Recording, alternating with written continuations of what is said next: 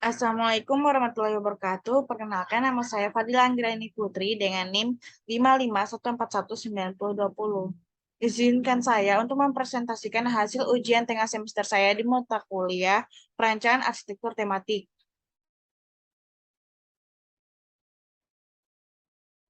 Di mata kuliah ini, saya mengambil judul Taman Edukasi Satwa dengan pendekatan arsitektur biofilik.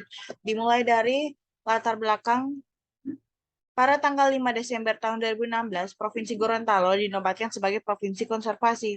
Namun, Provinsi Gorontalo belum bisa dikatakan sebagai provinsi konservasi, yaitu dia dikarenakan adanya persoalan yang menyebabkan hal tersebut, yaitu seperti ancaman serius dari kerusakan lingkungan ialah punahnya keragaman hayati, khususnya satwa-satwa endemik Pulau Sulawesi yang sudah punah secara melokal, seperti ada babi rusa, anoa, maleo, dan juga tarsius. Nah, selain itu juga Provinsi Gorontalo belum memiliki kawasan konservasinya sendiri. Setiap ada kegiatan yang dimana melakukan sitaan satwa, pemburuan sitaan satwa dari operasi jarat, hasil-hasil sitaan satwa tersebut akan dikirimkan ke satwa penangkaran yang ada di Tasikoki, Bitung.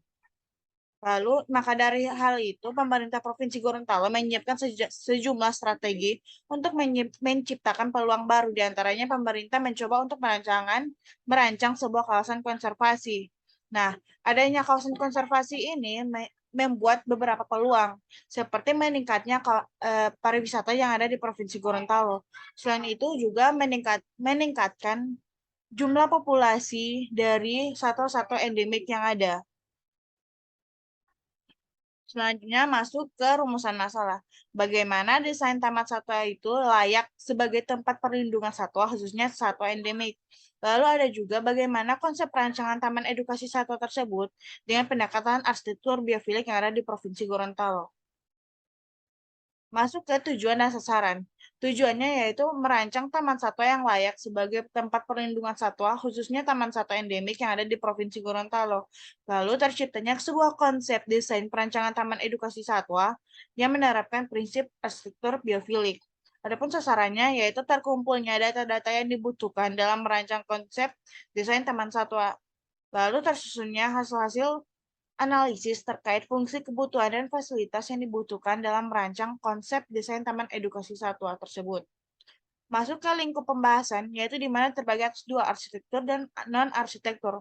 Yang termasuk dalam arsitektur ialah desain perancangan arsitektur taman edukasi satwa, kedua perancangan tapak yang kontekstual, ketiga penyediaan fasilitas-fasilitas. Yang masuk pada non-arsitektur ialah standarisasi taman satwa, lalu fungsi bangunan pada kebutuhan masyarakat yang bersifat pendidikan dan wisata. Selanjutnya, masuk ke metode pembahasan, yang dimana terbagi atas tiga, yaitu jenis data, teknik pengumpulan data, dan analisis. Jenis data ini terbagi lagi atas dua, yaitu data objek rancangan dan data tema rancangan. Lalu masuk ke teknik pengumpulan data, yang dimana teknik pengumpulan data secara primer itu melakukan observasi atau pengamatan secara langsung, lalu melakukan wawancara ke pihak yang berkait.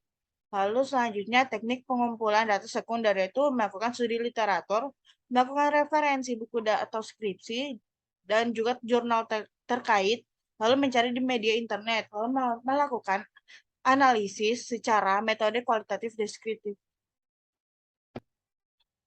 Lanjut ke tinjauan pustaka, yaitu dimulai dari tinjauan umum, di mana pengertian taman satwa ialah berdasarkan Peraturan Menteri Kehutanan Nomor P53 2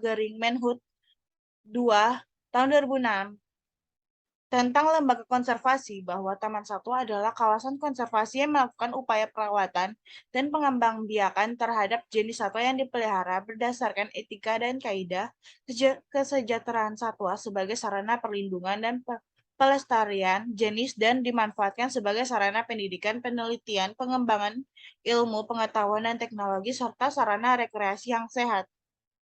Masuk ke fungsi taman satwa itu sendiri. Itu terbagi atas tiga, yaitu pendidikan dan penelitian, tempat rekreasi dan aspirasi alam, sarana perlindungan, dan pelestarian alam.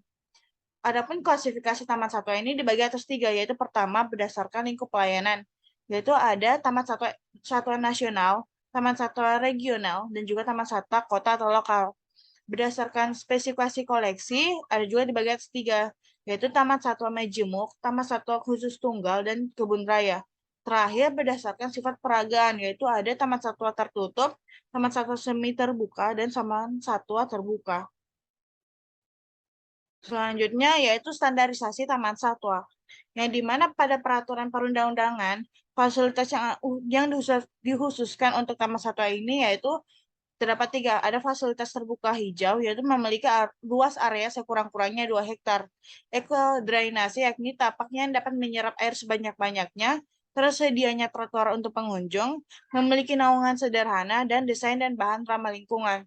Pada fasilitas pemeliharaan dan perawatan satwa, yaitu ada kandang pemeliharaan, kandang perawatan, kandang pengembangbiakan, kandang peragaan, area bermain satwa, dan naungan untuk satwa. Adapun fasilitas primer yaitu ruang instalasi karantina hewan, gudang pakan hewan dan dapur, ruang pengelola, laboratorium, dan sarana utilitas. Selanjutnya masuk ke tinjauan khusus, yaitu di mana arsitektur biofilik adalah desain yang berlandaskan pada aspek biofilia yang memiliki tujuan untuk menghasilkan suatu ruang yang dapat berpartisipasi dalam meningkatkan kesejahteraan hidup manusia, baik secara fisik dan mental, dengan membina hubungan positif antara manusia dan alam. Adapun prinsip-prinsip dari arsitektur biofilik itu yaitu pertama nature in the space, yaitu ada hubungan secara visual, yaitu memberi akses kepada manusia dengan pemandangan alam. Lalu ada hubungan non-visual yang koneksi dengan alam melalui stimulasi yang diberikan melalui indera. Lalu ada stimulus sensor yang tidak beritme, ada variasi perubahan panas dan udara, ada kehadiran air, yaitu memberikan unsur air yang dapat mendapatkan suatu kondisi yang menambah pengalaman individu. Lalu ada hubungan dengan sistem alami, lalu cahaya dinamis dan menyebar. Lalu ada natur analog, yaitu dibagi atas 3, yaitu seperti bentuk dan pola biomorfik, yaitu meniru alam melalui pola. Lalu hubungan bahan dengan alam, yaitu menggunakan material atau elemen alam. Lalu ada kompleksitas dan keteraturan. Lalu masuk ke nature of the space. Itu dibagi atas 4, yaitu prospek, yaitu mendesain ruang yang pandangan luas tanpa hambatan. Ada misteri, yaitu menciptakan suatu suasana yang menarik. Ada tempat perlindungan, yaitu memberikan rasa aman. Lalu ada juga resiko, yaitu pemberian karakteristik rasa bahaya atau ancaman, namun memiliki perlindungan yang aman. Masuk ke bagian studi banding. Di studi banding ini terdapat studi banding objek sejenis dan juga studi banding tema. Masuk ke studi banding objek sejenis, yaitu pertama, saya mengambil 3 studi banding, yaitu di mana Taman Satwa Tandurusa yang ada di Bitung, kedua Taman Satwa Tarujuluk yang ada di Surakarta, lalu ketiga Taman Satwa Tambanan yang ada di Bali. Dari perbandingan ketiga hal tersebut, yaitu didapatkan perbandingan luas lahan, yang dimana Taman Satwa Tandurusa memiliki luas lahan 10 hektar, sedangkan Tarujuruk memiliki luas lahan 13,9 hektar, lalu Tambanan memiliki luas lahan sebesar 20 hektar. Nah, di mana Taman Tandurusa ini menyajikan konsep yang layaknya hutan dan memberikan tampilan memberi kesan sejuk dan nyaman. Lalu pada Tarujuruk, Surakarta, penataan landscape-nya dibuat lebih modern namun tetap memunculkan unsur alam dan menyajikan bentuk tampilan yang modern. Lalu pada Tambanan di Bali, di mana penataan landscape-nya merujuk pada kelangsungan hidup satwa-satwa liar yang mulai punah dan menampilkan bentuk yang terbuat dari unsur alam. Lalu masuk ke studi banding objek tema. Di sini saya mengambil 3 perbandingan, yaitu pertama pada School of the Art Singapura, Nipamal Sulawesi Selatan, dan sarana rekreasi Bandung Lavender Garden, yang merupakan sebuah kawasan. Di studi banding pertama, yaitu School of the Art, yaitu pada bangunan School of the Arts ini terdapat material yang mengandung unsur alam, yaitu kayu dan tanaman, dan double skin pada fasad berupa green wall. Lalu pada Nipamal, Sulawesi Selatan, adanya waterfall atau air terjun yang kolam yang berguna menjaga kelembapan udara dan double skin pada fasad berupa kisi-kisi kayu. Yaitu lalu ketiga pada sarana rekreasi Bandung Lavender Garden, yaitu adanya kehadiran air pada bangunan yang bangunan penerima, restoran, bangunan edukasi, dan greenhouse berupa kolam dan air mancur. Dari ketiga hal ini, bahwa bangunan tiga ini memiliki prinsip-prinsip arsitektur biofilik seperti adanya kehadiran air, hubungan visual, dan hubungan non-visual. Baik, sekian dari presentasi saya.